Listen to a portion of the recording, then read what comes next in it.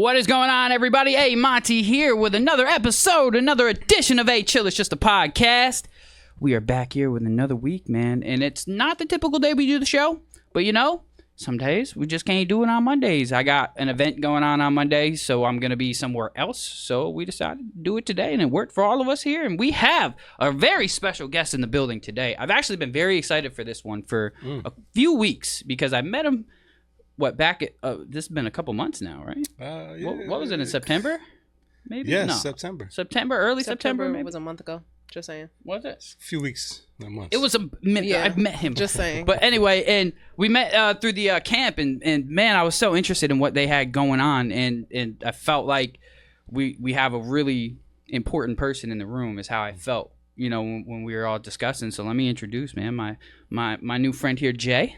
What's up? Jay What's up, man? Findlay or just Finley? You can say Findlay. Yeah. All right, Jay Finley. Mr. CEO of Antidote Agency, man. And today, I want to know more about what it is you guys do, what your motivations are, what keeps you going, and really just talk to you a lot about Antidote, man.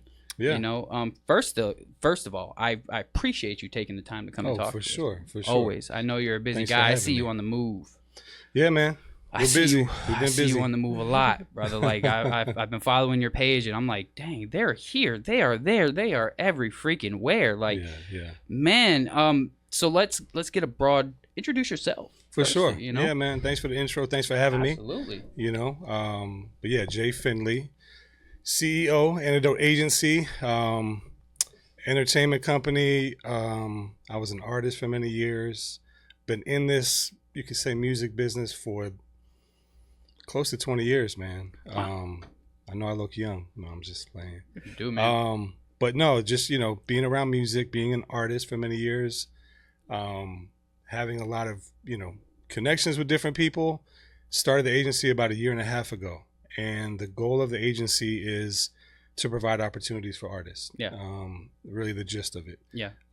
Whether it's shows, whether it's, you know, putting together the show, putting people on stages, and then getting money in their pocket. You know, because as we know, being an artist costs money. Damn right. You know what I mean? So for my goal is to get money back in their pocket to help them continue to do what they do. Yeah. I saw recently you guys were out in Virginia Beach. What was that, right on the ocean front, right? Yeah, man. We got pulled into Pulse Festival, the first ever. Tell me Pulse about Festival. that. Like, tell me about that experience for you. How did that even come about? Crazy, man. So Something in the Water, as you all know, was supposed to be in October. Yeah, what this year. happened? And from what I hear, I don't know the details, but something happened. Either, I don't know. I don't want to say because I don't know. Yeah. But they didn't make it happen. Okay. The festival was pushed back. I guess next year, April is what they're looking at. Okay. Mm-hmm. So the city of Virginia Beach was like, hey, we have this weekend already established. We had people that were coming in town. We want to still do something. And so there was other activations going on, you know, from other organizers, people doing things in the beach because of that weekend. As you know, somebody books a venue, they want to still do their thing there. Yeah. So those didn't end. And so the city said, well, let's just put some stages together, make this a festival. 3 weeks, though. It was 3-week turnaround, you know. Wow. So that was kind of tight. We got a call from the city, good friends of ours in the city. We did some things in Juneteenth. We did some other things for the city. And so they said, hey, can you come in and bring a national act? You guys will have Friday. You'll kick things off, and you have the stage. You know, what can you do? And so knowing us, we're like, hey, this is perfect. This is what we want to do. Dang you know? right. And so we called a few people, made a few connections. We pulled in Chaz French. I don't know if you guys know Chaz French from DC. He's got a new song with Wale right now. Okay. We had some relationship with him. I lived in the DC area, so I was able to connect with them. And then Rotimi. We pulled Rotimi in. He was on Power.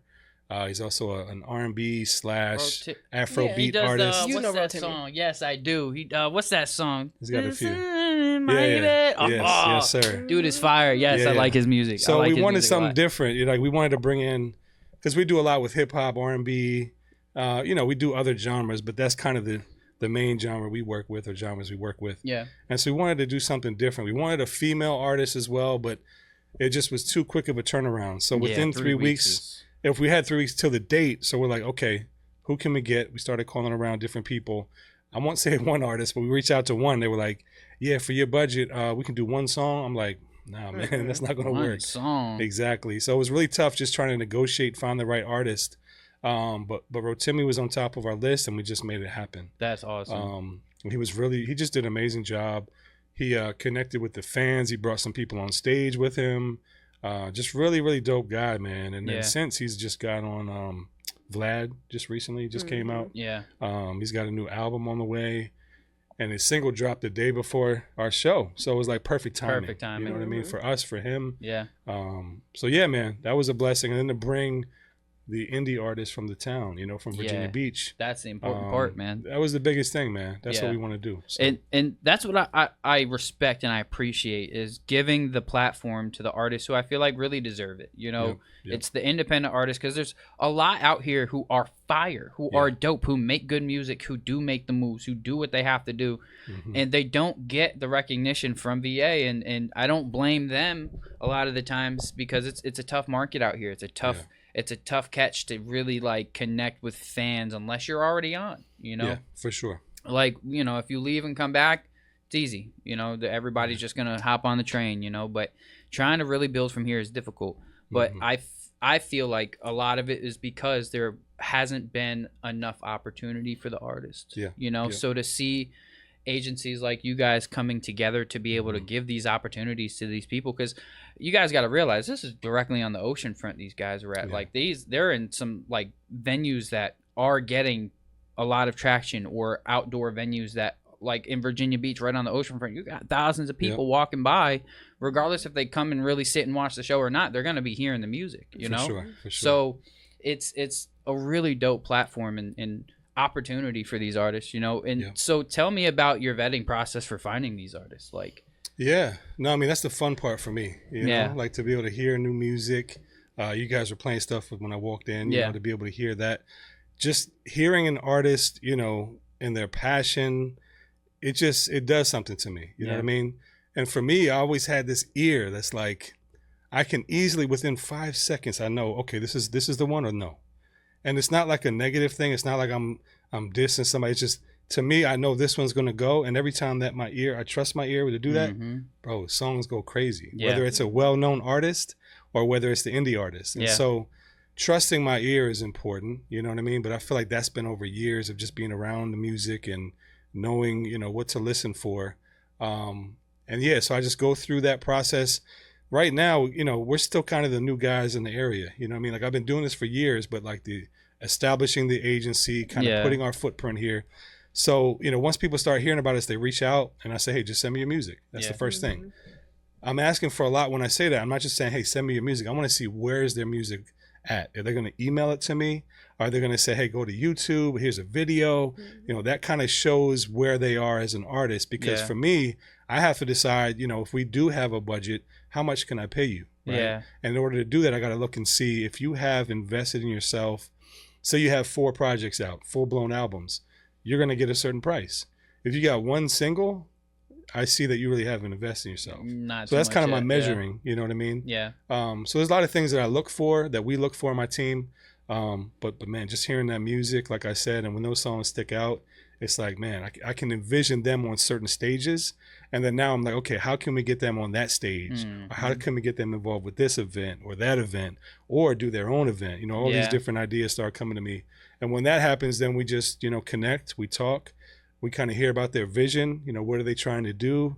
And, help them curate the best event, or bring them into the events we already have. Yeah. And that's really dope, man.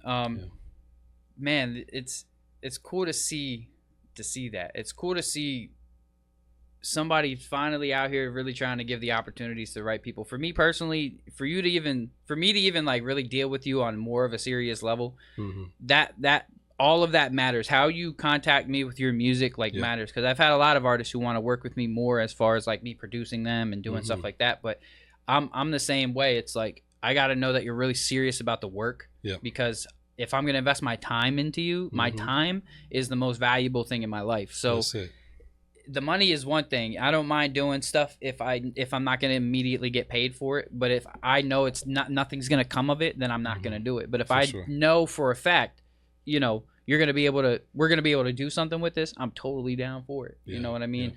And so that's an important process, and especially for the artists out here. There's what I call hobby artists, and then there's career artists. There's artists who are out here really just doing it as a hobby and act like it's a career, but it's not really a career. It's really just a hobby. And then there's artists who are treating it like a career, you know? Sure. And so dealing with these artists, you got to deal with a lot of egos. You got to deal with a lot of, I'm the best out here, I'm sure. You know what I mean?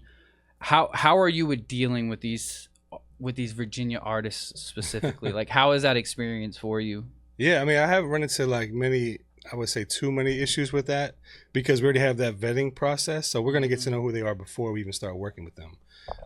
So really, once we get through that process, it's really smooth. You know what I mean? Like, I mean, the egos can come into play, you know, like when it comes to set placements, you know, oh, I'm going to go here and why are they ahead of me and this and that on the bigger stages. But, you know, really they trust us and we trust them. Yeah. And so when we build that reputation with the artist, we don't really have those issues. Now, of course, there's going to be some things that come up, like I said, but it's been pretty smooth, you know, as of now.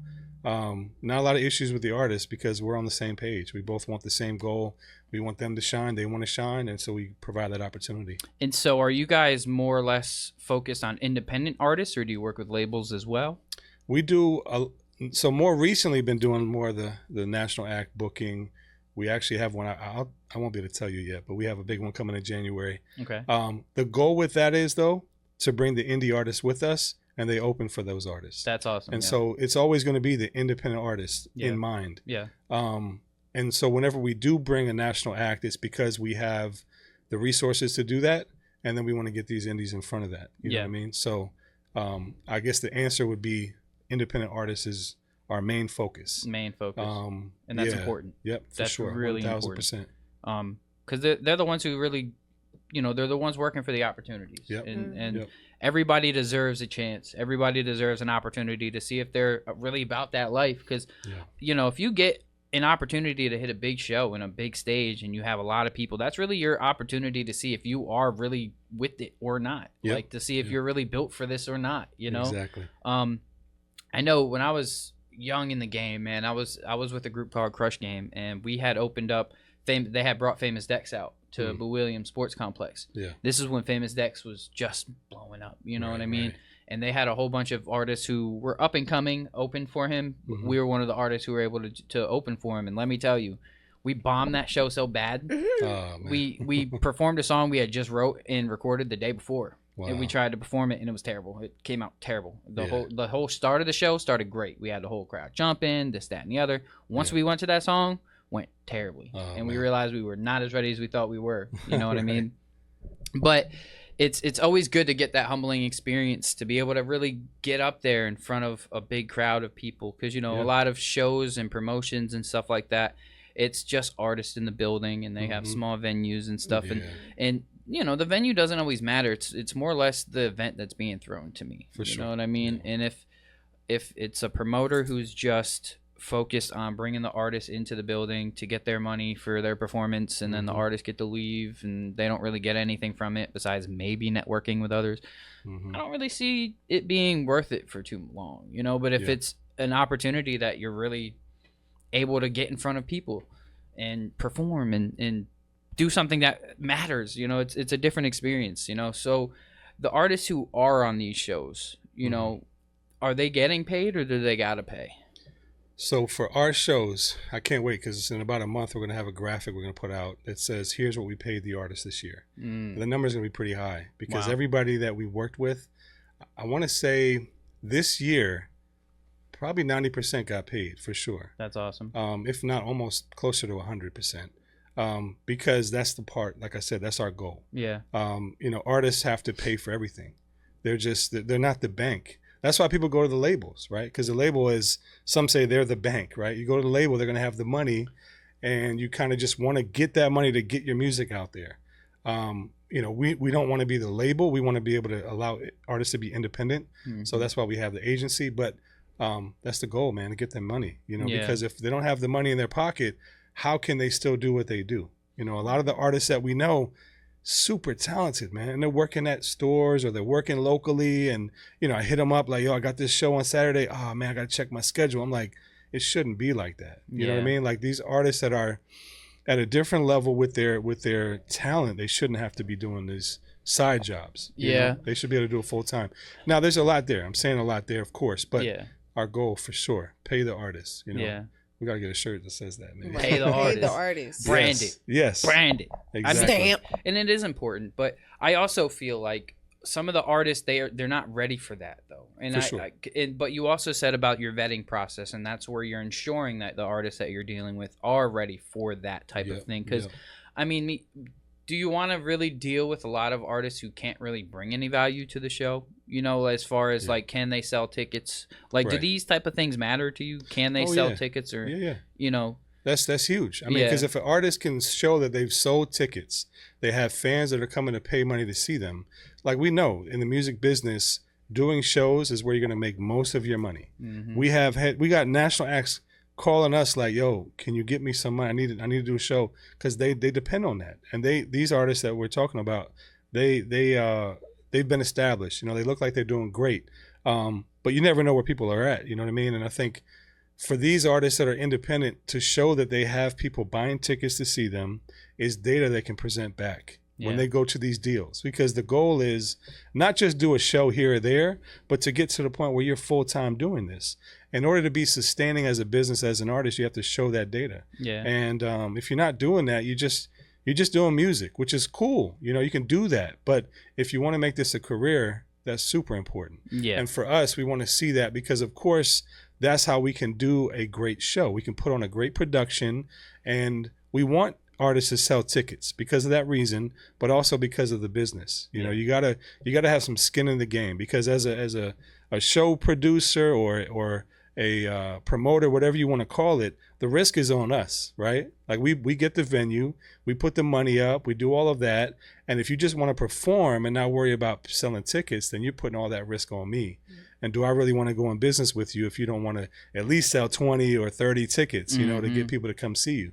But it's super important. Even when I was doing management with artists, I would tell them, like, you got to sell tickets. Don't be afraid to do that. Yeah. Some people say, I'll just pay the fee to go perform. No, you're not.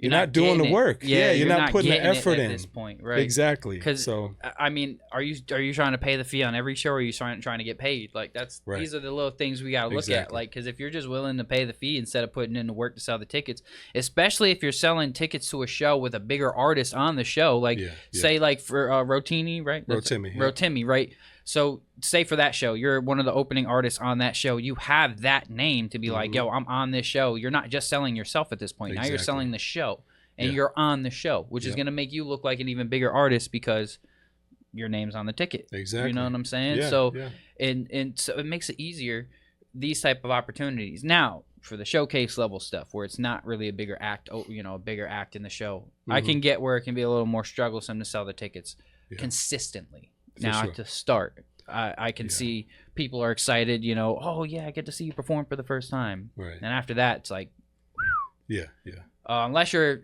one of those, I have seen some artists who are able to consistently bring people in the building, but, so I want to take it back a little bit. What really sparked, because you said you've been in this about 20 years now, right? Yeah, man. What sparked the interest of music? Because you said you started rapping first, or making music. I did, I was a rapper, man. Okay, so I was a white rapper. Hey, so tell me about the process. Kidding. Like, tell me about what got you there. Yeah, man. No, I mean, being a kid, growing up in the 90s, that's the era I grew up in. Yeah. Middle school, even before middle school. So I'll take it back, man. I was born in Buffalo, New York. So shout out to Buffalo. Upstate New York, baby. I'm from Acworth, Kingston area. Oh, nice. Mm-hmm. That's what's up, man. So I was born there, but then moved to Philly, like when I was a kid, like a toddler. My dad was in college when I was born, got a job, moved to Philly. So we're in Philly, and I'm growing up, learning about just life, you know what I'm saying? Then we moved to Atlanta for a couple years. So we're all the way down to Atlanta. My dad went to Georgia Tech for grad school. So we're in Atlanta at the time where Crisscross comes out. And I'm a kid in elementary school. Mm-hmm. We lived near the mall where they were going with their clothes on backwards and all that. It hit me like, yo, music is it's cool. Like, it just got my attention. It's clothes, it's fashion. The Jordans were out coming out at the time, you know? So getting into that, and me and my brother put like our clothes on backwards, went outside, got to the sidewalk, was like, nah, we're going back inside. We can't do this. But I did a talent show, man, when I was in Atlanta at a camp. I was like 8 years old, and I did Jump. We lip synced it, put our clothes on backwards, performed. I got that feeling at 8 years old to be on a stage, you know, small, little group of people. But to be able to do that and see the crowd reaction, because that song was really hot at the time, you know, and to be kids just having fun, it just got my attention. And then I was all in at that point. Then moved back to Philly, and then Snoop came out. All these artists started coming out. So just listening to that music really got me just to fall in love with it, you know? Like, it's just falling in love with hip hop, you know what I mean? That's really what it came down to. Living in these different cities that had artists that were from there, seeing that happen, seeing these waves kind of come through Philly, moving down to the DMV area in DC. That's kind of where I went to high school and college. Being around Wale, working at a mall with him before he got famous, seeing that whole wave of the DMV. I just was blessed to be in different cities at the right time, seeing these waves happen, and just having my kind of finger in that pulse, you know, being a part of it in a way, you know what I mean? And so just having that love for the music, of course, you know, having myself start writing songs, writing raps, and be like, yo, I can do this too. And then saying, nah, it's kind of hard. It takes effort. Damn right. And recording from like a setup in my house where it was like a karaoke machine with a mic to the speaker and the other mic in my hand, and just recording with a cassette before, like, you know, crazy, you know, technology got better. But, you know, that's where I fell in love with it, man, and just kind of continued with it into college. You know what I mean? Yeah. And what brought you more towards the business of the music opposed to the artistry side? I think seeing that it was possible to do the business side. You know, not everybody is cut out to be the superstar. Like for me, I was always catchy with the words. I'm the cool white guy. Everybody's like, oh, he can rap. Okay. I would get the attention, but it was like I didn't see the money coming in. And over time, just putting, like I said, pouring my time, energy, which was a passion, so I didn't care about that. But then as I got older, it was like, what are we gonna do with this? So I had some friends as I was graduating high school, and I had got some money when I was a kid, got in an accident, got some money, was able to go to college. I was able to afford to go to college, luckily. And so I took that money and said, I'm going to go to school. Could have done anything, but I went to school because I said, you know what? Let's maybe start a label. Like we follow Jay-Z. Like I was saying earlier, that was my favorite artist. So see him come out with his own label, that was ingrained in us. So me and my guys were like, all right, so you're going to college, I rap, you do this, you do that. We kind of had a team. We had this dream that we would put together an actual label. That's when record labels were like the thing, you know? Yeah. So I said, I'm gonna go to college and everybody does their thing. And by the time I'm done, I'll have some education on how to do this. We could figure it out, but let me try to take this money I have, not invest in a studio, not invest in this. I almost went to Full Sail, by the way, but I ended up going to business college. But, you know, just seeing that this could be our way out. You know what I mean? Like we come from certain neighborhoods that were like, you know, things happen, let's try to get out of here. And that was the way. And so I started going to college, but then two of my close friends, part of that group, get locked up. Another one lost his life. And so life happens, you know what I mean? But I continued through and got my degree and did marketing, graduated from Towson University in Baltimore. And I said, okay, now what? Like, how am I going to, I still have this passion, you know what I mean? Yeah. So I went back to doing the music and just started doing music again, trying to figure it out, you know, seeing what could I do with this, and always had that business mind. But it wasn't until later. It wasn't until later, until I would say the last 5 years, where I said, you know, I can really be behind the scenes and see there's a different way to do this versus being on the stage, being in front of the cameras. Let me get behind the scenes, use everything I learned, and then help these people. It's you know a whole different world behind the scenes. For sure. Like being in front of the camera opposed to being behind it, it's a whole different world, man. Yep. And going from being an artist to being the management or the agency behind the artist, and that's where you really start to see like what goes into this shit, man. It's a lot. It's a lot. You got to put in a lot of efforts, you know, Tell me a little bit about your workload. Like, what is it like, and how are you able to maintain and manage it? Yeah, no, I mean, it's all working at home, so that's really helpful. Mm-hmm. I still have a full-time job just because we're getting started now. So it allows us to still, I still got to support. Right. So really, it's just making these connections during the day, doing things on the weekend.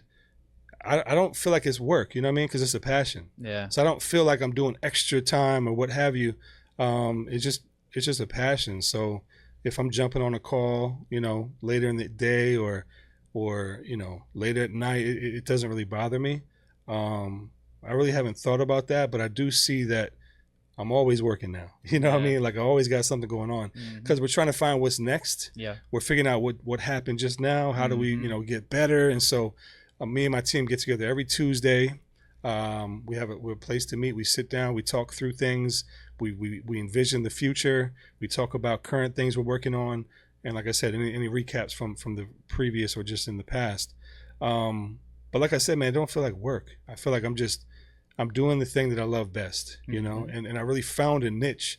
And there's some things that we're trying to do, man, that just is different. Like we're really trying to, I can't give you all the sauce, you know what I mean? But I can just say we're trying to do a lot that's different from what everybody else is doing. Yeah. But bottom line is just, making sure that the quality is just really the most utmost important thing with what we do. I gotta applaud you on that because I've seen it for myself, the quality of the things that you guys have been able to do. And since you're saying that you're still pretty much in the baby terms with this thing, like you're still goes.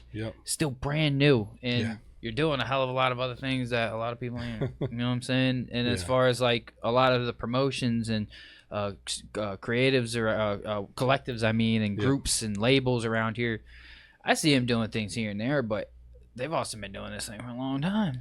For it to be such a short amount of time that you guys have been up and moving, you guys are moving fast at a really fast pace, and the quality is there, man. I can definitely assure that from what I've seen, at least. First things first, you're all over the place, so that's very important, and that's the work that I can definitely see because I'm always seeing new pictures, and you guys are always out everywhere. It's like you gotta be out there. And I gotta applaud you because, geez, I couldn't do it. What you guys are doing, I mean, I'm just more of an in the studio guy. We all have our different roles and the different things that we enjoy doing and the different things that we're good at and the different things.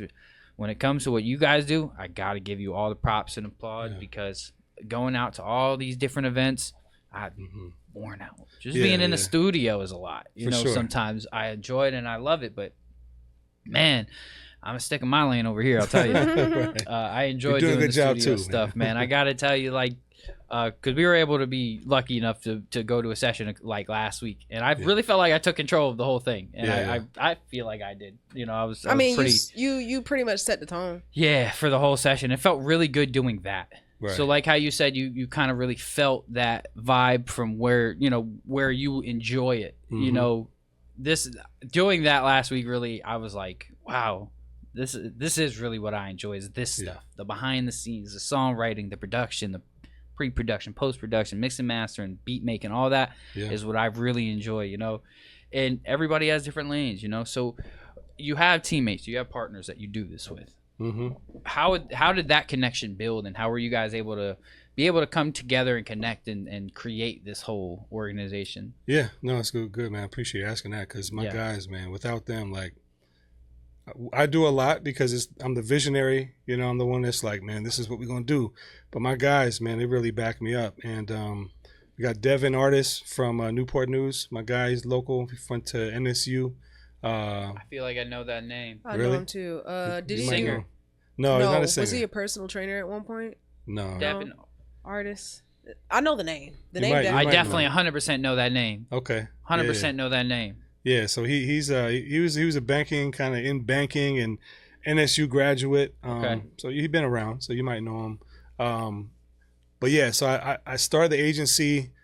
I had started the LLC, got everything squared away, had this vision, but it was just me at first. I had got an email address, I got the website. That guy? No, it's a Devon. Okay. Same name though. That's crazy. Yeah. But it was just me at first, and Devin and I, we knew each other. We went to the first Something in the Water together. We were Okay. like in the front row. We were backstage. It was like the best experience ever. He got to see that, and that's something I've always been around. But he was like, man, this is crazy. Mhm. And so you fast forward, I start the agency. I'm like, man, you should come with me, man. Just come to some of the events. And so he just started showing up to every event I was doing. The first one we did, he came out to. The next one we did, he came out to, and it was just like, yo, just come help me. He's like, what does that look like? I'm like, we're gonna figure it out as we go, but I know you can help me. So it's picking him, kind of choosing him for a certain reason. I knew there was something there. Mhm. And then my guy Will Cruz, he's from the Bronx, New York. He's originally from Dominican Republic, and just he's like the voice. I feel like he's the one that he sells a lot. He's in sales. He could sell you ice in the winter type of thing. You know what I mean? Like he's got that New York swag.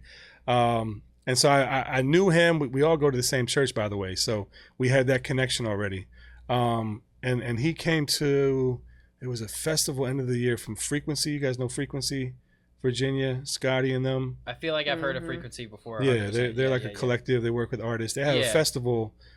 Forgive me, Scotty. I can't remember the name, but he's got a festival at the end of December, sometime right before Christmas. Will came with me, and he started seeing, this nightlife, and he worked with DJs in New York that were really famous, and he was in that nightlife, and so he's got that experience as well. And I just pulled him aside. I was like, man, you should come join me and Devin. Here's what we're trying to do.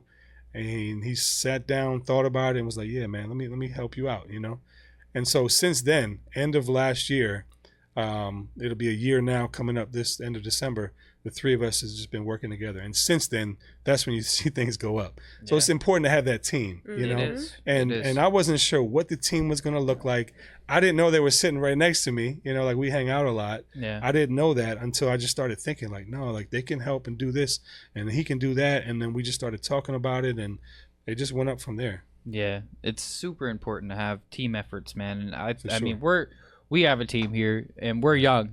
Yeah. We're young, and we're still learning, and we're still going, man. And we're not perfect, not at all, at all. But we're learning as we go. You know what I'm saying? For sure. I feel like it's learning how to work as a team and to trust your teammates. Because going through a lot of things in music, I'm sure you've been through a lot of people in your life. You know.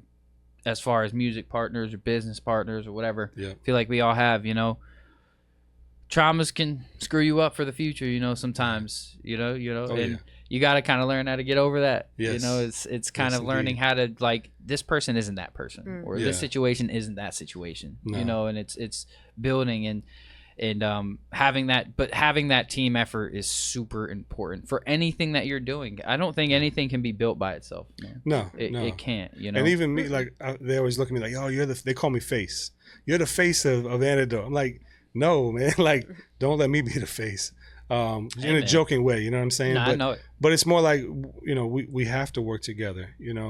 That's where the success comes in, and they check me just like I check them. Like, and the crazy thing about the three, there's something about three. You know what I mean? Like, when we vote, there's always going to be two, verse one, or all three of us, and so that helps in that aspect. But more so, it just feels like it's a perfect, blend. The three of us, we're all different. You got white, black, Dominican. You know what I mean? Like, it's really dope to see that too. But I think just end of the day, the team, like what you're saying, is without it, there's only so far you can go. Exactly. And I think that even when we choose who we work with, whether it's other agencies or other entities or artists, it's always like, when we come together, we can make things happen more. There's only so much I can do, or us as a group, but when we come together, when it's right, when it makes sense, there's more that we can do together. Yeah. So. Everybody has strengths and weaknesses. There's things that I'm good at and things that I'm not.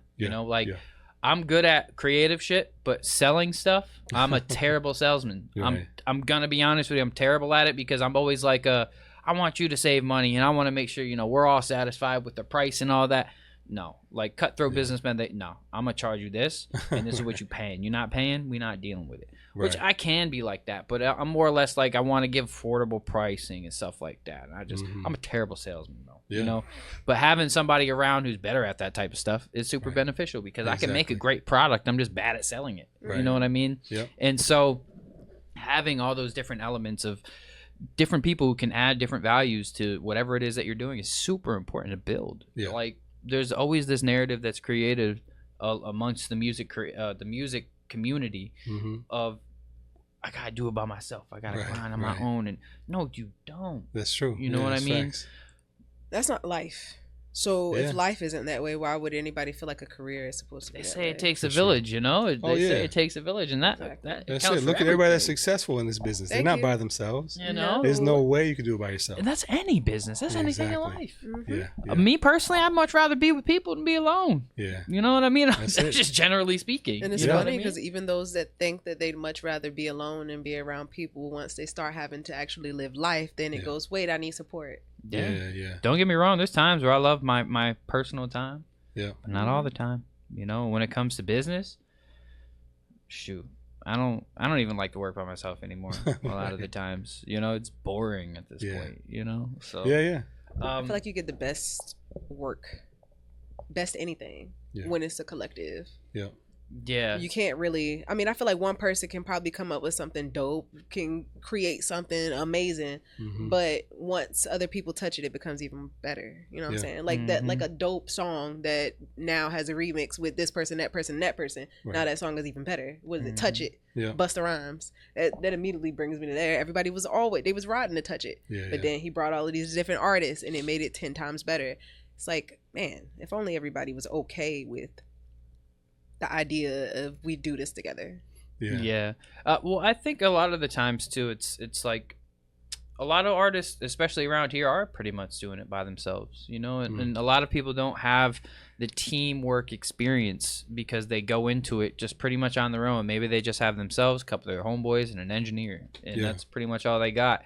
So when a team environment comes around, it might just be hard to trust it because you're just programmed to work on your own. You know what I mean? True. But because I know for me that's kind of how it was, because I was doing a lot on my own, even though I was working with different people throughout out the years, but I was doing a lot of things on my own. So it was getting to the point where I'm like, oh no, you know, it was hard to trust people. But then you start to meet people and you realize we all have the same goal. You know, we all have the same passion, the same love for this. Give people chances. You know, giving people chances are super important. You know, it is very much. So the artists that you deal with, right? I want to talk about grooming artists. So I know that we already said that we have a vetting process, but you know, getting artists into the door, working with you guys at least, there's still things that they may not know. Oh yeah. Do you guys help artists, like help groom artists even further in their careers, or is it more or less you're looking for just, no, you kind of got to be ready to mess with us type of deal? Not at all. Not at all. Like I said, I mean, when we see the talent, again, trusting that ear, when it's there's some people that just they don't have that team yet. You know what I mean? We can be part of that team, and I think that's the approach we've taken. And just building a relationship with people. It's not just a transaction. We really like to kind of almost like make it a family atmosphere type of situation. And so any way that we can help, like I'll get on a call just to consult and to help in certain areas and give advice and to share, you know, here's some things that I've seen, or have you thought about this, or, you know, to the point of rollouts on projects, you know, because we can get involved with that. We can do a release event, but what are you thinking about just the release and how are you going to do that? And so we talk about that. There's so many different things, you know, even to the point of life, you know, just having somebody they can talk to. Like I said, the passion is there. And when the passion is there, it's more than just the business side of it. You know what I mean? So have you guys like considered doing label work, or just do you want to keep it strictly just agency work? Yeah, I mean, we thought about it, but our thing is everything is just case by case basis, right? So there's no long-term commitment when it comes to us. And that helps, especially independent artists, and the way the business is now. You can stay independent. You can do that your whole career, and there's a lot of benefits to that, right? So we want to tailor it to those artists, and still allow them to be independent. So we'll have an event. We say, hey, here's the details. Here's the date. Can you do it? We would like to offer this to you. Here's what we will offer. They say yes or no. We move forward. We might reach out to them again later. You know what I mean? So that helps us. But but to get back to your question, it's really just the label itself. I don't see us getting to that point. Like I said, I went to college. I had this idea that would be the thing. I feel like this is a better place. We can help a lot more. You know, we're not necessarily on the the point where we're getting artists out of here yet, but that's part of our plan. Yeah. You know, we want to build sort of a ship that will propel people out. And you know? that's what's needed. That's what's needed, especially in Virginia, is For sure.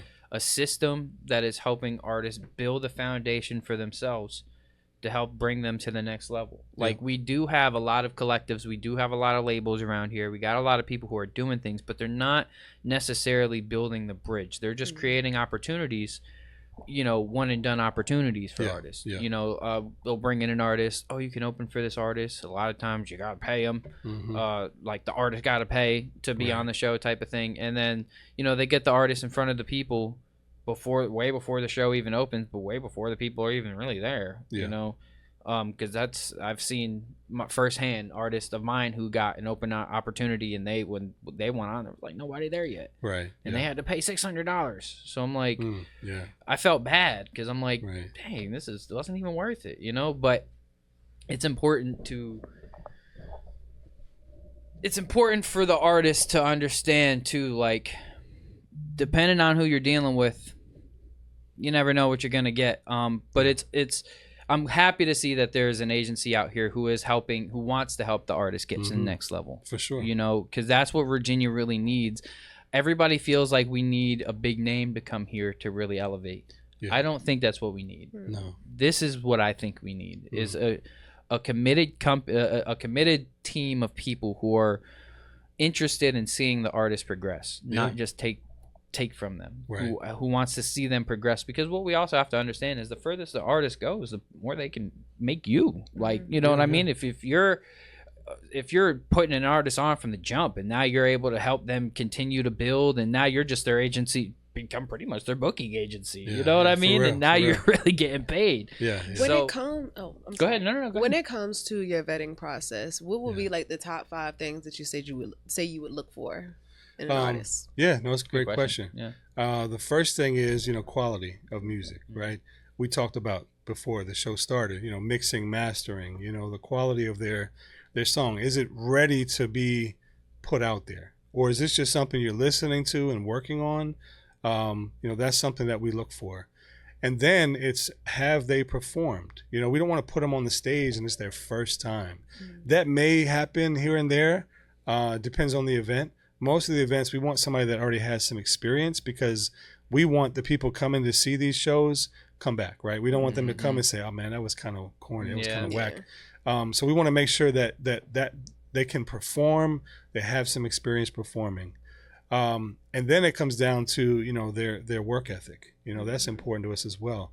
If your work ethic is just, you just want to get on stage because you got people that, you know, you think want to see you, you feel like this is your next step, but you're not really ready yet. You know, you have to put that work in to get to that point. And not to say we won't work with you. There's different capacities. You know, we don't turn things down if we see that first part of the quality is there. We'll work with them to get there, but you got to have that work ethic. And then I guess the next thing would be their presence. You know, social media, that's important as well. We do a lot of marketing through social media. You don't have to have 1 million followers, but are your followers continuing to increase? Are you trying to find new fans? Are you out there? It goes along with work ethic for sure. But if you have a good following and social media is continuing to grow, that shows us a lot too. Again, this is business, right? So we got to see those things. Does their content matter? For the sure. type of content? Oh yeah. Like me personally, I'm gonna look at somebody who's constantly promoting and doing that artist content for TikTok, Shorts, Reels. You know, because that specific content, I think, as an up and coming artist, is kind of a dire part of your growth. You know, doing those little just in the studio videos, you just creating your song with the dub of the song over your, you know what I mean? Just all that little content, it matters. That's it. You know, so that was my question. Does that matter to you? Oh yeah. You know, that'd be the 5th one right there. It kind of goes with social media, right? But I mean, the content is huge. Again, it all kind of trickles in. Because if you got that work ethic, you're doing that, your social media presence is going to continue to grow because you're putting that content out. You know, content is everything, and it doesn't take a lot to do that. If you got a cell phone, you got a decent phone with a camera, you can do that all day. You got Cap We look Cut, for you got what's that? InShot, you Exactly. got Cap Cut, you got all these phone we got video AI that editors can do now. it for you now. Damn So right. Yeah. You got to, if you're investing in that and learning those things, it'll show. But for us, it's like when I look at the pages, when I look at, like when somebody says, you know, hey, I want to get on one of your shows, I'm going to their page and I'm looking, right? I'm seeing what is there. And then I'm seeing the level of that content, right? Like not just the music itself, but are you putting things out that will get people's attention? Because that's the level we're looking for too. Like we pay attention to the detail. Why don't you pay attention to that as well? And so if you're making sure that your content is really on point, that it's clean, that it's engaging, whether it's a picture, a post, or whether it's a video, whatever it is it clean? And I went to some recently, and it just wasn't. It was just all over the place. It was like a birthday party here, and it was this. Not to say you can't have a personal approach to it, but it wasn't like cohesive. You know what I mean? And it made me say, well, I don't know how we can really utilize their social media presence or their content to help them get on these shows. You know what I mean? I Like understand. that's a huge piece to it. My personal Instagram page is a Yeah. mess. Yeah, you like can my have A that. Monty personal Instagram is Right. a mess. It's just a bunch of random life stuff and Yeah. music promo here and there. It's not consistent. Right, exactly. As far as like my podcast page. Now that's consistent, nothing but content, Right. podcast content, consistent content. So I definitely can understand what you mean there. It's a as balance far as- though. Yeah. I mean, because for me, I think if you're an artist, you should have an artist page that's like just strictly your music stuff. Right. Nothing but it. Like you're not Yeah. posting no thoughts on it. You're not posting no what I'm up to unless it's music. Right. Like unless your what I'm up to is in the studio. Yeah. You know, it's like all you post on there is music. And then you have your personal page where you can post whatever. Yeah. You know what I mean? I do think because as an artist, you're a brand. You Yeah. know, and you have to brand yourself. You are the product. Yeah. You know, and your music is the product, and so you got to make sure you can brand it consistently and make sure your shit's looking right. You know what I mean? Yeah, I definitely most can definitely. understand that for sure. Yeah, super important because I Yeah. mean that's what we look for. Yeah. It's almost like the living business card, you know. Yeah. Like, what's your IG? That Yeah. tells me everything. Yeah. Like I don't even need your business card. I don't need a website. If you show me your IG and you're doing what you're supposed to, that's all I need. No. And then that's gonna Can't help be- me say I'm gonna book them or not. You have freaking like 2 pictures up there. Yeah, You know, yeah. one video, one picture, and like that's always on your Instagram. It's like, all Right. right. But again, if that quality of music is there, we're willing to work with them on that. You know, Yeah. give them this advice. We have media guys we get them in touch with. We got different folks that we're close with, so we can help the artists get there. You know, I don't Yeah. want to say no. That's a hard no. Yeah. But it gives us a good indication of Yeah. where they are. You know, Yeah, because I mean, you have to have some type of foundation, man. And for sure. as an artist, like you have to understand that people don't want to invest in you if you don't want to invest in you. You know, Yeah, like yeah. if you're not investing in yourself, I'm not investing nothing into you. You know, Yeah. and I understand a lot of people may feel that the artists here aren't getting the opportunity. That's because they're not earning it. Right. Like nothing is deserved, all is earned. You know, in For sure. my opinion, all is earned. Like the people who are out here working are the ones getting opportunities. Yeah. You know what I'm saying? Like, because I know personally some people who are around me, artists that I work with, who are doing things and things are coming for them. You know Yeah. what I mean? Shout Yep. out to Ty Lee. Shout out to my Right. boy Ty Lee. We just got on national television, baby. Yeah. You feel me? That's because what's he's up. working though. Bro is working. Like Yeah. working. He's on the is. move Yep. constantly. You know, and it's giving him opportunity. He was just in the studio with Wale not too long ago. He was on Nice. stage with Meek Mill. He was on stage with Wale. He be working. That's you know what's what I'm up. saying? And so there are the people who are out here putting in that time and effort and that groundwork, that Yep. going outside work, that Right. you know, those are the people who are getting back. You know Yeah. what I'm saying? But if you're out here, you're just making your music, you're putting it out, and then you're just sitting at home not doing shit. Mhm. What are you expecting? Yeah. Nobody wants to You invest. get in what you put in. Exactly. You know what I mean? And that's the important thing that artists got to understand, man. Yeah. So I want to talk about a little bit about the state of the music industry right now, because you've been in the game for a minute. So Yeah. back in the 90s, boy music and pushing music and everything was way different than it is now. sure. Social media. Yep. You know, what are your thoughts on the advancement of technology in music, you know, compared to the 90s to now? Yeah, no, I think there's pros and cons, right? Like there's some things that are really good. Like I wish I had this when I was young, you know, like a kid coming up, because, you know, like me and my friends always say, we would have went viral many times, you know. But I think that it's just having an understanding of where things are and where they're going, because if you don't know where they're going, you're only going to limit to where you are. You know, like those artists that were coming up back when I was a kid, if they just stuck to that, they're not going anywhere today. Nobody's pulling out a CD. That's not going to work, right? So even where we are now, you got to see what's next. You got to find out what's next because you don't want to get left behind.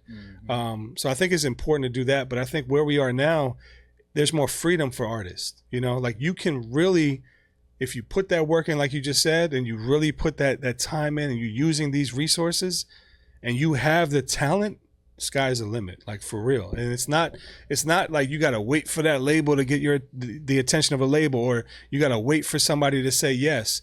If you say yes and you go do it, it's going to happen. Yeah. Now, I'm not saying that's going to happen to everybody. Let's be real, right? That doesn't happen to everybody, but it can happen, you know? And I think that right there. Good. What's that? If the product's good. Yes. If the product is good, it can happen if you push it. For sure. You know, especially with still TikTok being super relevant, Reels being super relevant, Shorts being super relevant. I see it all the time. Yeah. Artists who are blowing up on TikTok. Tommy Richmond is one of them. Oh, for sure. His music blew up on TikTok and it got him to #1 in the billboards, got him all over the places. His album just flopped, but I don't. Oh, he put out. Damn. It got very low sales. I'm pretty sure. However, and that happened right before we booked him, by the way. And we couldn't book him after the song went viral. You know what I mean? It was just. But that to me, honestly, album sales today, it doesn't matter to me. It's because with streaming being so big, it's like I feel like personally, this is just my personal opinion. How can you really calculate the sales unless they're really buying it? Because aren't they calculating streams into sales now? You know, so it's just like. But what does that encompass? It encompasses a lot. Views on YouTube. Where you gotta look at where it all kind of draws that line. Yeah. Some encompass it all, you know, some data, but ultimately sales are still sales, you know. Yeah. And I think mainly the streams is what they're looking at. Yeah. And so when you combine that with people actually physical copies, like vinyl is back now, you know. Yes. So I think that's great for the art of music, you know, to own a piece of it. Yeah. Again, coming from the era I come from, that was important to have a piece of that versus just digitally listening and then you put it away. You don't have it. What about NFTs? How do you feel about NFTs incorporation into music? I don't know. I don't think it's where it was a few years ago. I can agree 100% because I was super intrigued a few years ago. Now, it's just I don't know if it was able to be sustained. You know, like I don't know if everybody really understood it right away. I mean, I don't want to say they understood it. People got it. They understood what the concept was, but again, where are you going to go with it from there? And how you're going to get it and all of that. Yeah, it was a pretty. You had to do a lot to get. Yeah, you know. It might come back though. I think things like that may be a little bit ahead of their time. You know? See, because I think the incorporation of NFTs into music, it can be incorporated like this. You buy the NFT from the artist, and now you have full access to any and everything they do, as far as shows, concerts, maybe private content, album sales. You know, you get early access. You get it maybe a couple weeks early or something. You know, it's learning how to utilize the NFT in the music industry to really boost the profits and to, because you got to think like these are people who they're gonna have to spend, like for Tory Lanez, when Tory Lanez did his NFT project, he made a lot of money, right? You know what I'm saying, because he did it right though. He utilized he also had them. that platform. He does, yes, but like I said, but just like what he did, I felt like was a right way to utilize the NFT. Sure. You know what I mean? Yeah. So for other artists not to really like catch on to that type of model and to build a bigger model from that, I felt like it was a miss ball, man. It was a miss, and because I feel like NFTs could have really been effective in the music industry, and I still think they can. Yeah. I think you were right though; they were above and way before their time. Yeah, I feel like people just didn't understand what they could be. For sure. You know, some people understood it and some companies started using them. I think there was a cruise company who started selling NFTs for, I don't know. There was a bunch of stuff, but they can be utilized to really like create value for somebody, for an artist especially, you know? So how do you feel about AI technology in music? Well, it depends how you use it, right? If you're creating a new song strictly from AI, there's little creativity. We talked about writing, right? Like I asked you guys earlier, do you write? Did you write the song? That's super important, you know, for me, especially, you know, remember the era I came up in, you had to be the hottest. You had to talk about what you lived and you had to write it yourself. We talked about who doesn't. You know, Nas wrote some songs for Will Smith, right? That didn't mean he wasn't a great artist. It just meant that he wasn't the one writing it. And some kind of looked at that a different way. Today, that's not a problem nowadays, right? We see Drake. We see a lot of people very successful. Depends on what you're talking about, though. For sure. Real hip-hop heads, they ain't going for that shit. That's what I'm trying to say. You know what I mean? But I'm saying there are people that go for it. Too, They're okay with it. Because I don't want to say... I feel like music in general, not even just hip hop, even if it's an R&B song, don't get me wrong, I feel like it's a little bit more, a lot more acceptable if you're singing an R&B song that somebody else wrote. But at the same time, I still feel like it's still very important for you to write your own. Yeah, I think it just depends on the music. Because like, let's look at like a hip hop pop song, like All the Stars, Kendrick Lamar, and whatever that girl's name is, right? That to me, if Kendrick didn't write his own verse on that, I wouldn't have had an issue with it. But now, if we're talking about a "They Not Like Us" record, no, you need to write. That has to be self-written. See, that but has that's to be. the thing. Now you're talking about, because it's personal. Pop hip hop and like rap hip hop are different things now. Like rap hip hop, I feel like if you're trying to be a rapper, other real hip hop enthusiasts and rappers are gonna look at, are you writing your own stuff? But I feel like Drake's an entertainer. I feel like that waters down other genres though, because that means that hip hop doesn't get the privilege of, hey, he wrote this. Yeah, he's gonna be looked at as be looked at sideways. But I feel like but when you go to pop, you saying, oh, if Kendrick didn't write it, then I was okay with it. That's still kind of weird to me, because I look at Kendrick as being the artist. He better write everything that he's spitting. No, and I can agree, but I'm saying, like, for a song like that wasn't a rap record. That was a pop hip hop record. Like that wasn't, because when it comes to like strict rap, like this is just, because I think it's all subjective. Everybody has their own opinions on this stuff, right? Yeah. I think for me, when it comes to like rap, in the culture of rap, I personally feel like you should be writing your own music. Like if we're going back to especially like late 90s hip hop, early 2000s hip hop, like. No, I'm just going to say 90s. I want to stick to 90s hip-hop right now. Yeah. Because I know even NWO, Q was writing a lot of the music. They weren't even really, Eazy-E wasn't really writing his stuff. NWA? You know? Yeah. NW, what did I say, NWO? Yeah, he said NWO, but I knew what he meant. I'm thinking NWO, I'm sorry. NWA. Yeah, big wrestling head. Attitude. Yeah, but Q was writing a lot of that music. You know, Eazy-E wasn't. So, for sure. I mean, it goes back, but still, like, for me personally, when it comes to hip-hop rap, I still think whoever is rapping it should be the one writing it or spitting it. But even that, like, Eazy's not on nobody's top 5 list. Exactly. You know what I'm saying? Like, we don't look at him as the MC. Like, he was an artist. Yeah. And so I think it's been examples of that. But, getting back to the AI, it's just when you just literally type in something and let it do its thing, and out comes a song. That's not creativity to me, It's a computerized thing. Yeah. And you said auto-tune. There was a time when auto-tune was like, don't even mess with your voice. Yeah. Like Jay put a whole song out about that. Yeah. Death of auto-tune.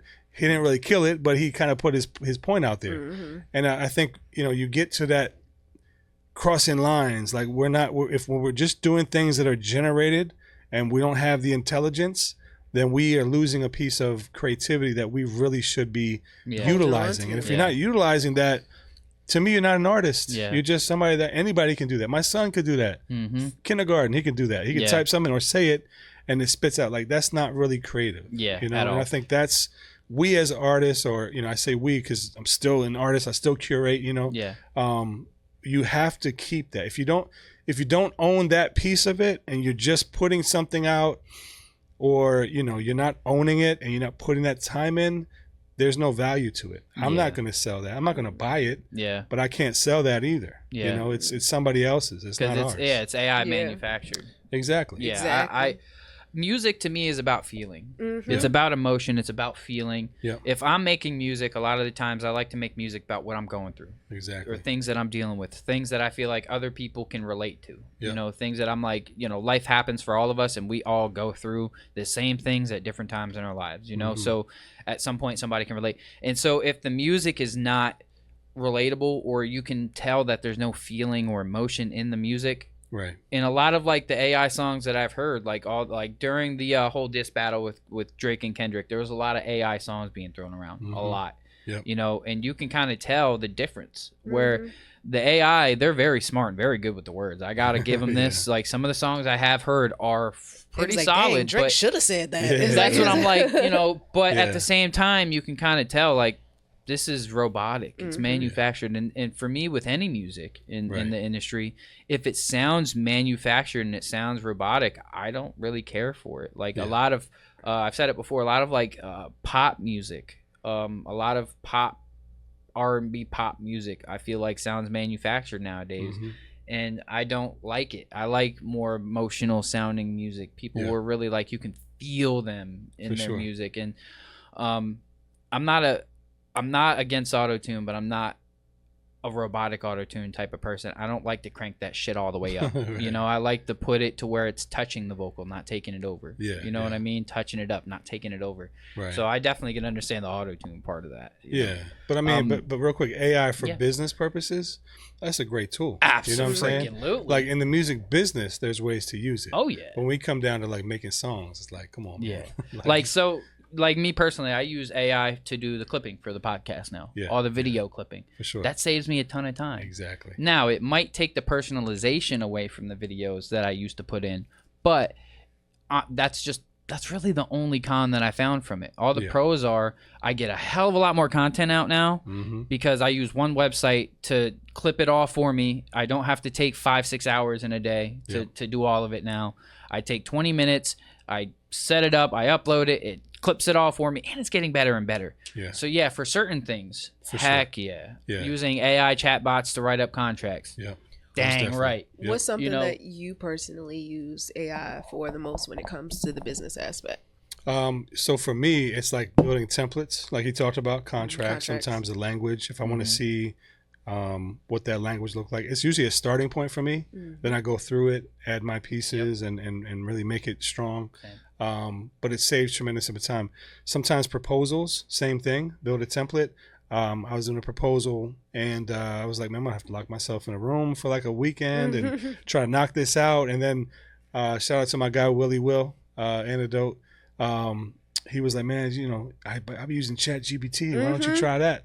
So I started out, and same thing. In like 15 minutes, I'm like, whoa, I got the whole template ready. Now, again, if you're smart enough, you're going to go through it, and you're going to make it yours and personalize it. And it's a good starting point. That's for me. I wouldn't take that and send it. But go ahead. No, I was going to say that goes back to like college and school in general. When it comes to plagiarism, you automatically know I cannot just have ChatGPT spit this out and me give it to my professor and pass. So let me go in here and tweak a few words, make it sound a little bit more personal.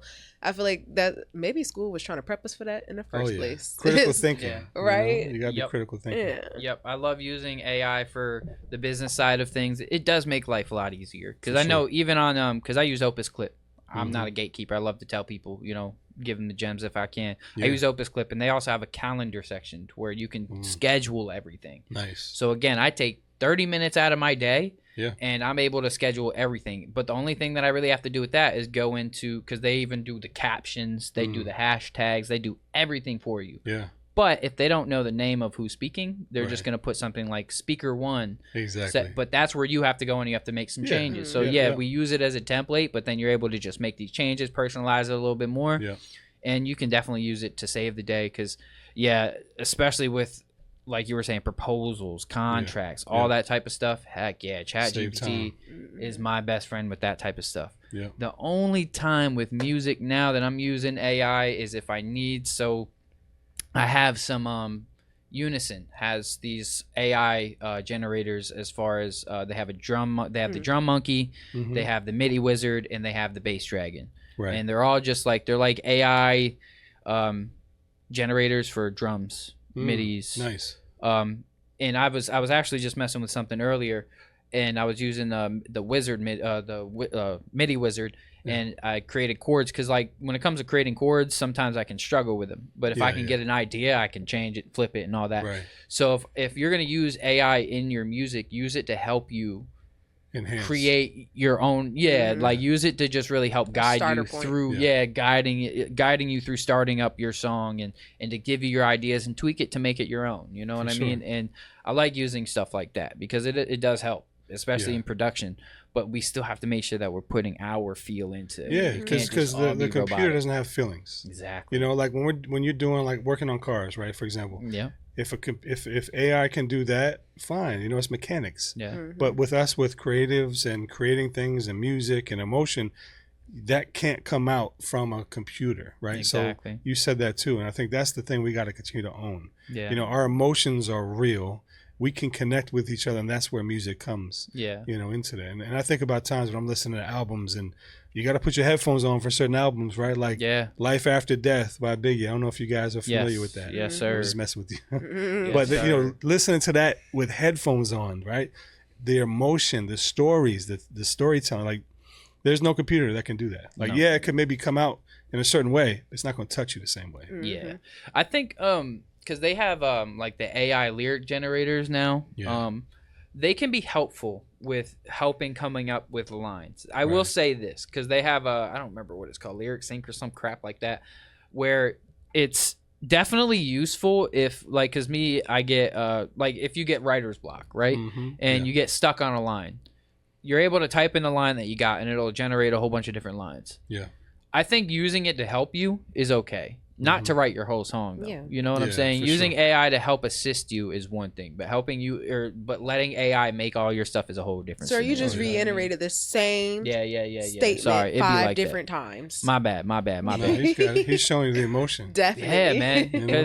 Because I'm passionate about it. You know what I Exactly. mean? It's He's not a computer. exactly Right? At Feel least me? we know you're human. I try to be. That is my favorite phrase. So I at want to work. talk about nowadays it's all about the streaming, you know, opposed to back then it was all about record sales. How do you feel about this adjustment? Like, are you okay with the big shift in music these days to where it's all about streaming and not really about record sales anymore like it used to be? Like it is about record sales, but it's more people streaming than buying records. You know what I mean? Yeah, no, I think it just Nobody buys the albums consumption of music has changed, you know. So, you know, like I've seen all the gambit, so I was lucky to see it all. But the difference now is it's easier for the listener to just tune in with whatever streaming device on their phone, and they listen to the albums, and you know, so there's the piece of where it's easier for the consumer.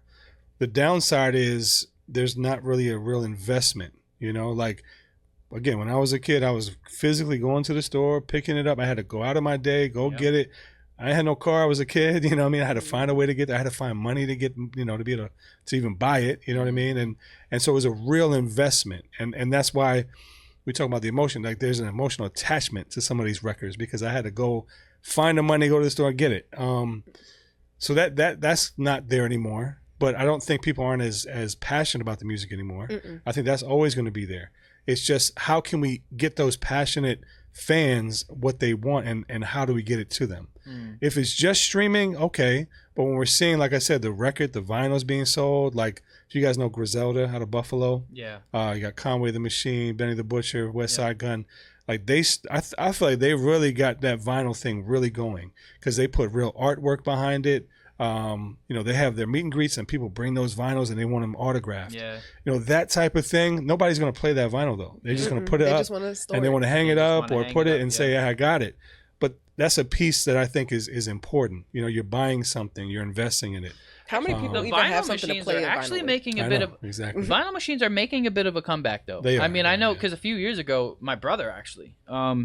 he had bought a vinyl machine out of wherever, some type of hip store. I don't know, like Mm-hmm. Spencer's or some crap. But he had bought a vinyl machine. He ended up buying a whole bunch of vinyl records just to Yeah. play on it. And Yeah. There's vinyls just play different. Like There's they actually sound different. It a does. local vinyl shop in Newport News, Vinny's Vinyls. hmm Actually, I like know it. what you're talking about. Yeah, I know. I what you're really talking like about. it. And there's Freshtopia nearby too. I think Oh, okay. Norfolk. Yeah. Yeah, he was Yeah. a DJ on the radio. He's got a record store now. Yeah, I mean, because I think as an artist, that's like definitely a goal to have. Like if you're doing an album, to have like a whole blown up vinyl of your album Yeah. is Oh, that would definitely be something dope. Yeah, a good memento to have for sure. sure. Like I think everybody's doing it now. Like Kanye's new album, I guess he's coming out with.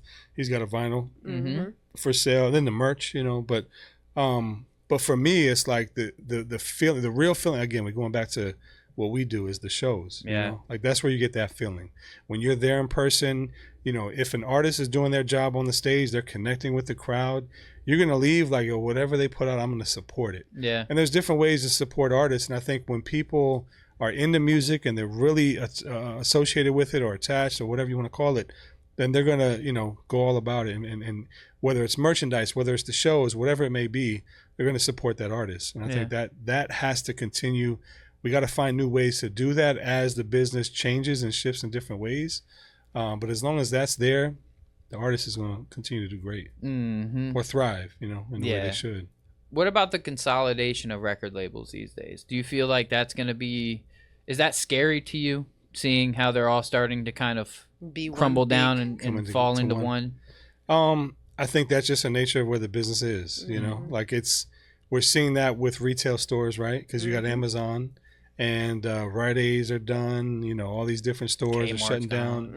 Toys R Us a few years back, you know. Toys R Us is making a comeback, you guys. Yeah, airports, I think. Yeah. That's what they said. For real? Airports, yeah. But in airports? Because, you know, you great Christmas gifts. Yeah. But, I mean, it's just business, right? That's just how it goes. And I think you got to be able to shift and transition. But to me, that shows the powers with the artist. And that's why our business model is the way it is, because we want to empower the artist. We call ourselves artist advocates. Like that's our tagline. And we're going to trademark that. Don't take that, nobody. But, you know, that's what we advocate for, right? The artist. And so for them, they have the power in a sense. And as long as the artist has the power, it's no more, you know, in the dark days when it was like the label had all the power and they could take advantage of the artists and people were signing their life away. Like we don't see that anymore. By all means, like we don't need that anymore. Now, again, there's some advantages. And if you can find ways to work out a deal that makes sense, keeping your ownership, having control, if they're not willing to do that and they're just saying, hey, we're putting all this money up and you can get all this money, you know that deal isn't really the best for you. Now, it might be. You might be able to do well with it. But I think that the old structure of label is just not going to thrive anymore, you know? I mean, there's always going to be somebody coming out of a tough place that just needs money. But don't sell yourself short. You know, if you really believe in yourself and if you can push through another year, maybe a few months, you don't know when that one song is going to take off and then you're in control. You know, I think that's the best part about the business now. And I wish I had that when I was young, man. Like I said, it would have been a good spot. Yeah, the business is definitely a lot different now. It's definitely more indie artist accessible because you really don't even need a label anymore. Right, exactly. I know I recently just saw, now I don't know how true this is, but I did just recently saw this video. This guy was talking about how a lot of the streaming websites, they're about to start, they're talking about trying to adjust, because right now artists get paid $1 off of every album sale or whatever it is, and they're looking to take that access away from the independent artists and only make it accessible for labels. I don't know if you heard about anything like that. I haven't. No, like I said, don't hold my word to it. I don't know if it's true or not. It's just this dude he's like a manager or something. He's been in the industry for a long time. I've just followed him for like years, but I just saw him talking about it the other day. About how a lot of the streaming platforms are going to try to take accessibility away from the independent artist. You know, hearing that, if that were to happen, how would that affect you? How does that make you feel? Like, I mean, it's terrible. It's just, again, the label is trying to be in control. You know? I feel like that's where all the independent artists need to get together and create their own kind of platform.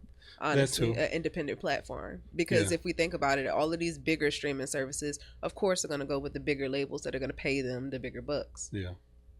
Yeah, I think there's opportunity though. I always look at it, you know, glass half full. It's like for example, for us, it would open a great opportunity, you know, for us to step in, maybe not do a streaming service, maybe one day, but again, you know, focus on what we can do is the shows and getting these artists out there doing different things. I don't think YouTube is going to stop. You know, they're not going to just focus on a label. So there's a tool there. TikTok is still around. You know, utilizing the tools that you do have. I don't know if an independent artist makes a lot of money off streaming. You know, I don't know. I mean, the ones that we talk to mostly don't make a lot of money there. They're not getting big checks, you know. There are some, you know, producers that we know that do well because they get that placement, it gets on the proper album or what have you with the well-known artists, and you know they get checks. But again, that's long-term money. For an artist that needs money right now, the streaming is not the way to go anyway. You know what I mean? So you got to find innovative ways.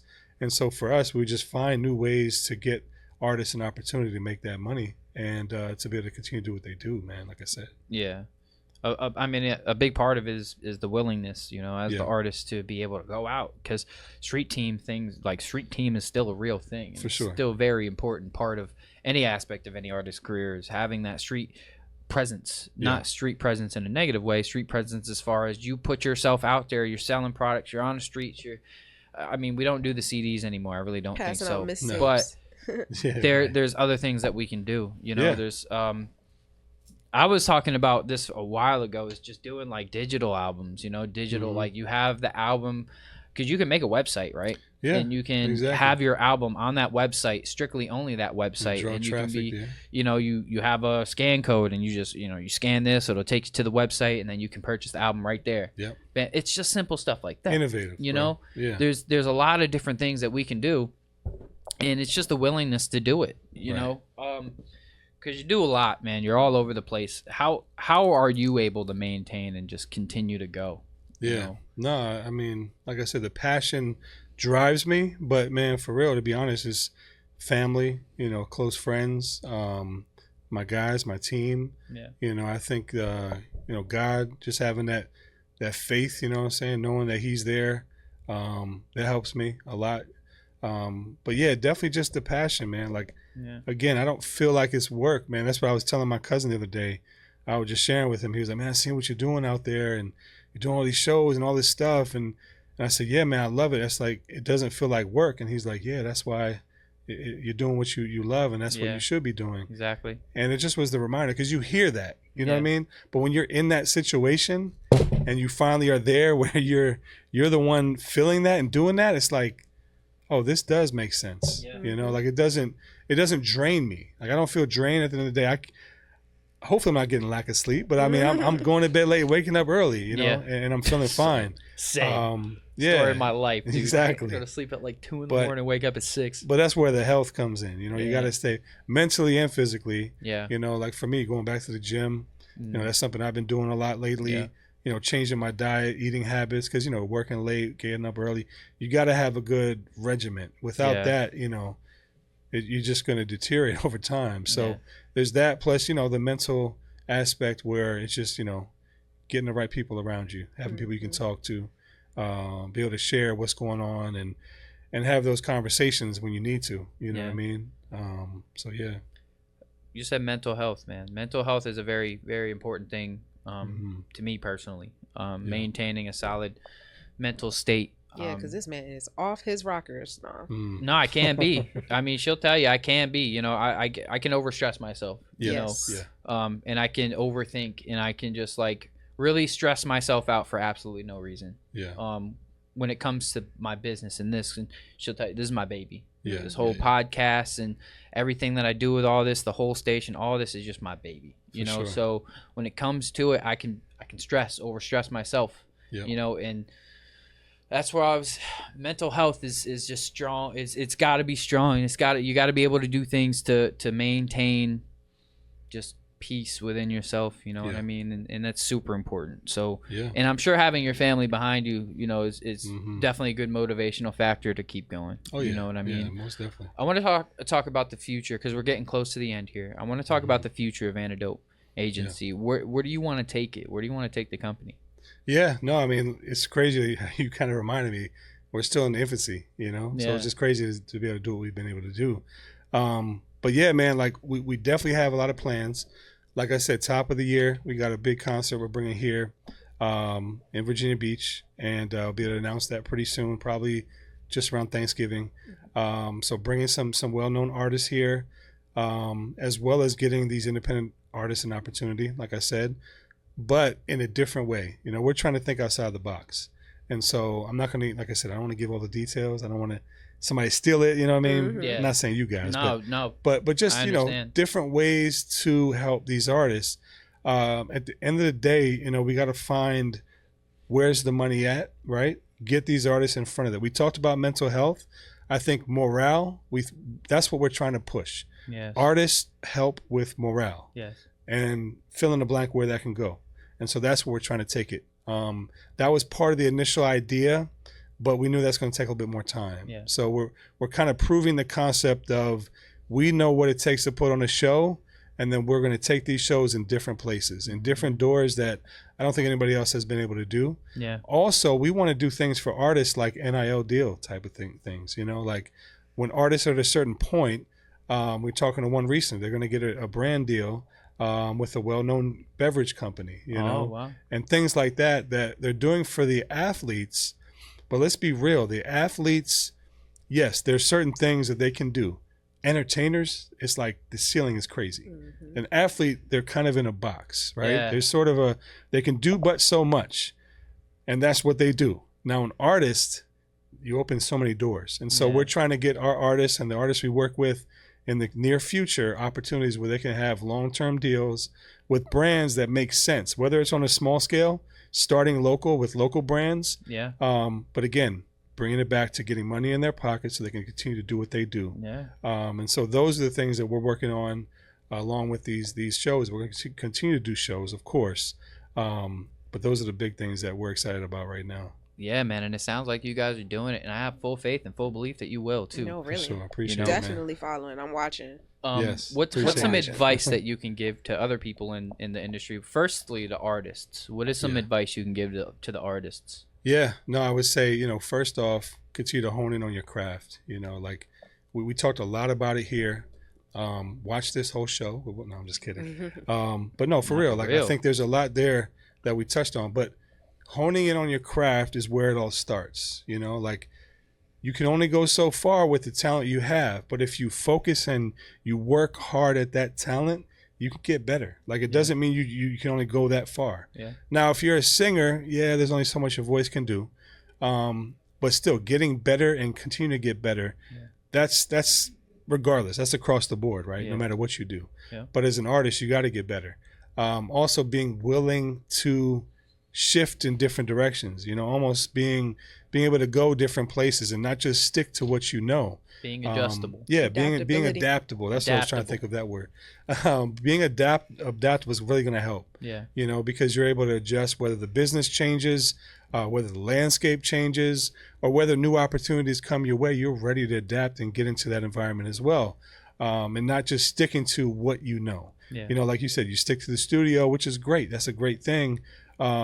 But there's times you got to step out of that studio. You know what I mean? Or you're only going to go so far. You're so 100% right. just being willing to do that, and always willingness to try something different, I think is super important, because if you're only going to do what you think is going to work, that may not work. It may not go where you want it to go. 100% right. But try things, be different, think outside the box, you know, and like I said, from that point, you know, it's just a matter of time. Yeah, 100%.